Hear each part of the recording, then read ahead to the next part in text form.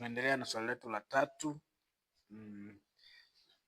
Swali letu la kipengele kile kile tulikuwa tunaongelea kuhusu expression of concentration. Kwa hiyo hili ni swali la tatu. Kwa hiyo kama tujaendelea na swali la tatu, nakukumbusha kama hujasubscribe channel hii, basi subscribe ili uendelee kupata video nyingi ambazo tunazitoa ambazo zinahusu masuala ya calculation. Swali la tatu linasema kwamba how many grams of phenol should be used to prepare 240 gram of 5% weight in weight solution in water. Ni gramu ngapi za fino should be used to prepare, zitatumika kuandaa mchanganyiko au solution yenye gramu 240 ikiwa na pasenti ya 5 weight in water. Cha kwanza lazima tujue tuna data gani.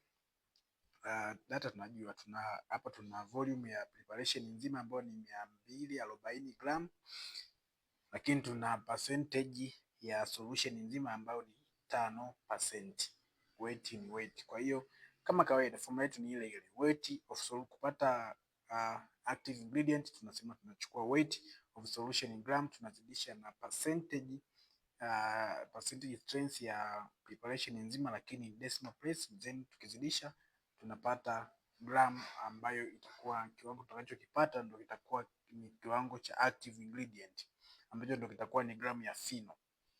Kwa hiyo tutachukua 240 gram, tutazidisha na 0.05.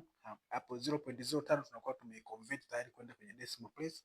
Tukizidisha unapata jibu 12. 12 hilo ndio itakuwa ndio kiwango cha fino kilichotumika kutengenezea hiyo solution. Okay. Tuangalie tena mfano wa 4.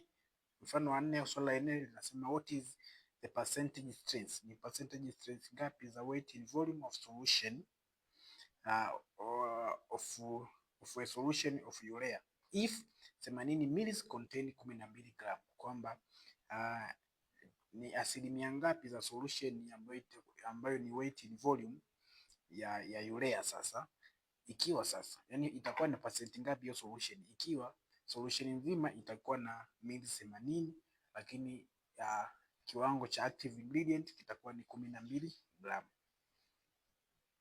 Tuna volume of solution, tuna active ingredient, tunatafuta percentage. Kama kawaida kwenye formula yetu tutaingizia formula yetu kama kawaida inasema ni volume of solution zidisha na percentage strength in decimal place, tunapata gram of an active ingredient.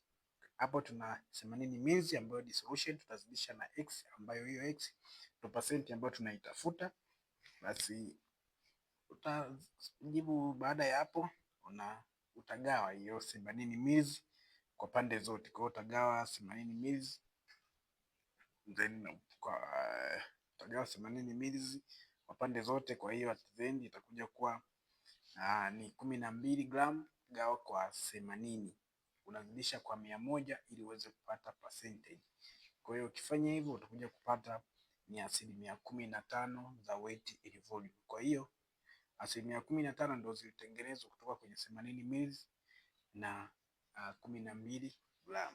Kwa hiyo ndio linakuwa jibu. Mpaka hapo tunakuwa tumefikia mwisho wa swali letu la 4. Nakukumbusha uweze kusubscribe channel hii.